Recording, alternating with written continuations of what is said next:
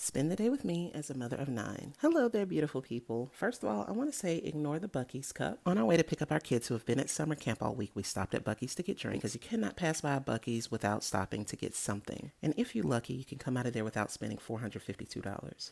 Anyway, so Madison, Mason, Zachary, and Nathan have been at summer camp all week, so we stopped first to pick up Nathan, and I missed him so much. They were not allowed to have phones or any electronics, so I haven't talked to him since we dropped him off last Sunday. I'm sure this 13-year-old has lots to tell us about his week. Right. Anyway, so after we loaded up Nathan, we moseyed on over to pick up Zachary, Madison, and Mason. Now, the camp keeps parents updated with pictures, but I couldn't wait to see my babies. I was trying to walk down this hill without busting my face. Mr. K was trying to take selfies. Speaking of pictures and selfies, look who was on the camp's advertisement.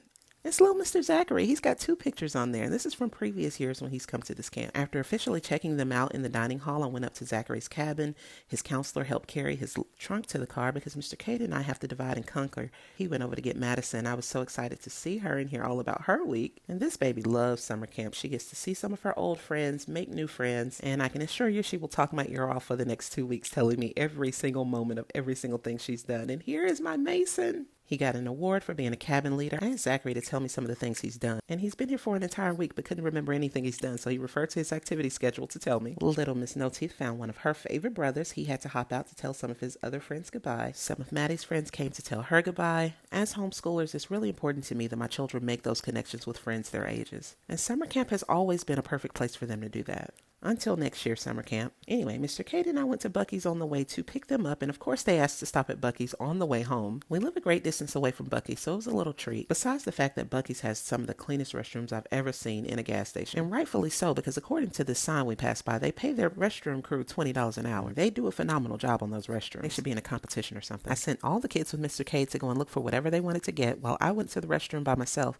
I never get to do that at home, so it was kind of like a treat. Speaking of treat, if you have never been to a Buc-ee's, I advise you to make your way there. They have everything at Buc-ee's. Sauces, dips, seasonings, snacks, candy, everything, anything you can think of, which is why you cannot go on Buc-ee's without spending at least $562. And child, that's without even getting gas. They have all sorts of unnecessary stuff in that store, including this little lap tray that goes in the car that sits in your kids' laps. That's so unnecessary. I'm gonna get about 3 of those. Speaking of unnecessary, after my kids came and showed me the candy that's gonna make their dentist happy, I saw these 3 meat sandwiches. Now, who on earth needs a 3 meat sandwich? It has brisket, turkey, and sausage. Nobody needs that. I'm gonna put about 2 of those in my basket. Because we did not yet have a basket, Maddie was holding all her stuff in her hand like she had won the lottery. Nathan brought a buggy over and all these kids started loading their stuff up in there. And we just went to browse around to see what other unnecessary stuff they had. Speaking of unnecessary, look, they had bacon grease. Like, you can just buy bacon grease. Child, if you don't go get you some bacon and cook it up and pour that grease into a glass jar and put it on the side of the stove like your grandmother had, I don't know what to tell you. Anyway, TJ called and asked us to bring him home some cinnamon rolls. He stayed home to cut the grass. So we went to get cinnamon rolls. I had to tell Zachary to take his hands off that glass unless he wanted to clock in to work and clean that glass for them. After picking up the cinnamon rolls, we headed on over to fill up my emotional support cup. Don't judge my emotional support cup. Anyway, Buc-ee's has that good ice, and every time I see that good ice, I've got to get some of that good ice. I love me some good ice. Mr. Cade has taught Charity to push the buggy. Let me get my child because he thinks she's a toy. Mason was a little concerned. Anyway, so we put all that stuff up there that we did not need, because what other gas station do you go to and spend $928.22? And look, I got coffee cups.